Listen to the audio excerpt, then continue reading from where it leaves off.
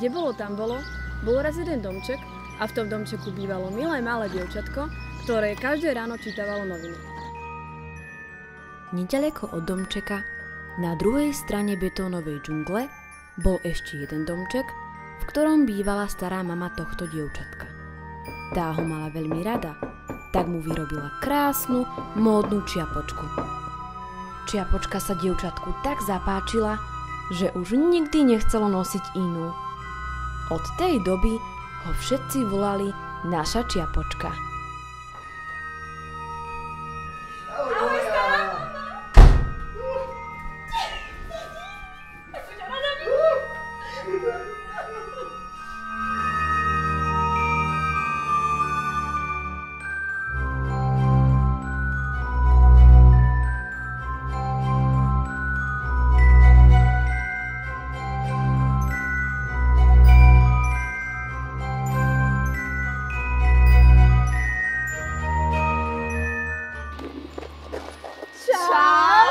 Čiapočka.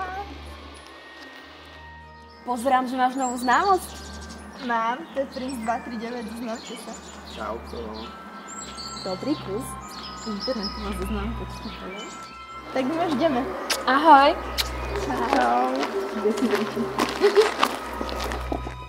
Jedného dňa stará mama ochorela.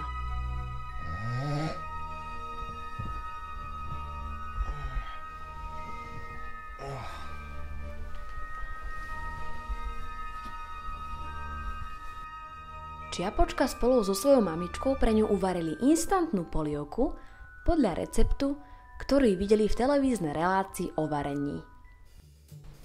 V dnešnej časti našej relácie Moja mama má lepší rúž ako tvoja budeme variť chvíľka napätia, instantnú rezancovú polievku so slepačou príchuťou jemnú. No, čakala som, že bude kužená papšice, ale ježiš, táto instantná, dokonca jemná. Kužená papšica je náš rodinný recept, ale som si istá, že zvládneme uvariť aj túto instantnú polievku jemnú. Na prípravu tohto jedla máme 90 sekúnd. Ježiš, Takže ako prvé tanier, konvica, voda na pusti. koľko, ja neviem koľko. Pol litra. Dobre, počkaj, rýchlo.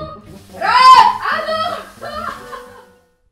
Mamička však čiapočke zakázala, aby išla starej mame polievku zaniesť sama, pretože médiá už niekoľko dní informovali o tom, že v meste na sídlisku, kde býva stará mama, operuje svorka zlých vlkov. Čiapočka, idem zatiaľ do mesta, kúpiť si nové topánky, ty si zatiaľ porob domáce úlohy, pekne ma tu počkaj sama a neopovaj sa ich babke sama. Neboj, mami, ja už mám dosť rozumu. Dobre. Ahoj. Ahoj.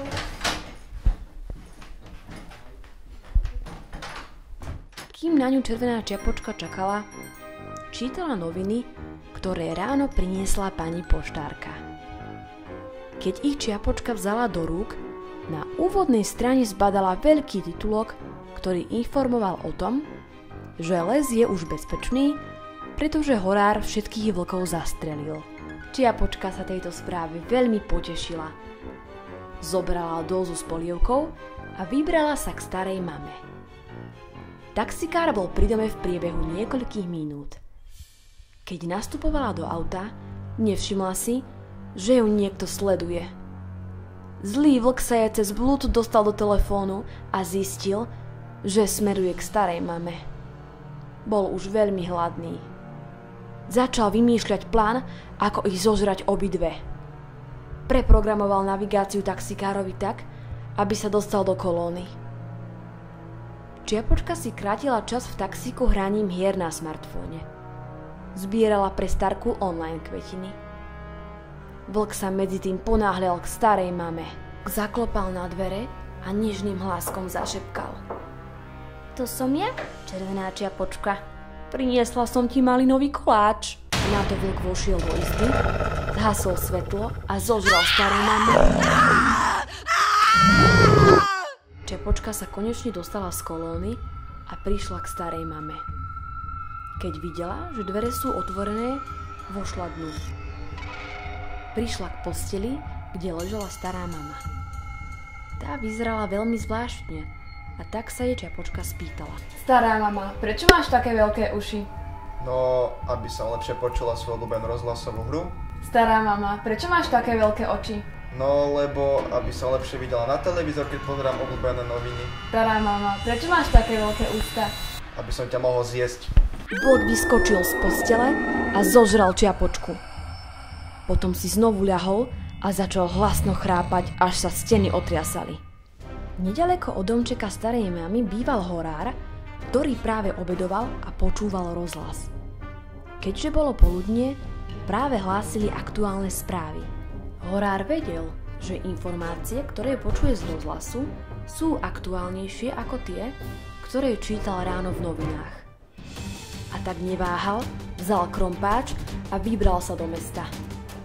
Keď prechádzal okolo domu starej mamy, čudoval sa, prečo sú dvere otvorené a prečo stará mama tak hlasno chrápe.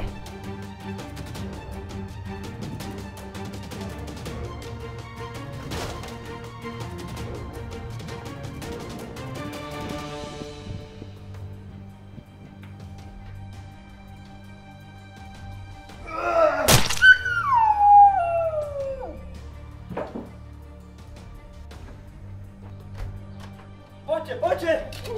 Utekajte!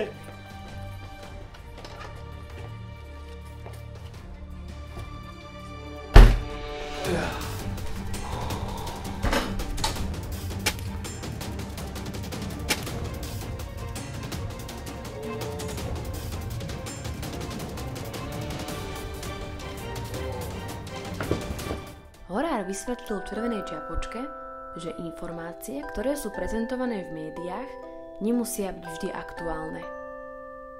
Ona mu sľúbila, že už nikdy sa na ne nebude úplne spoliehať a tiež to, že už nikdy neodíde sama z domu, keď jej to mamička nedovolí.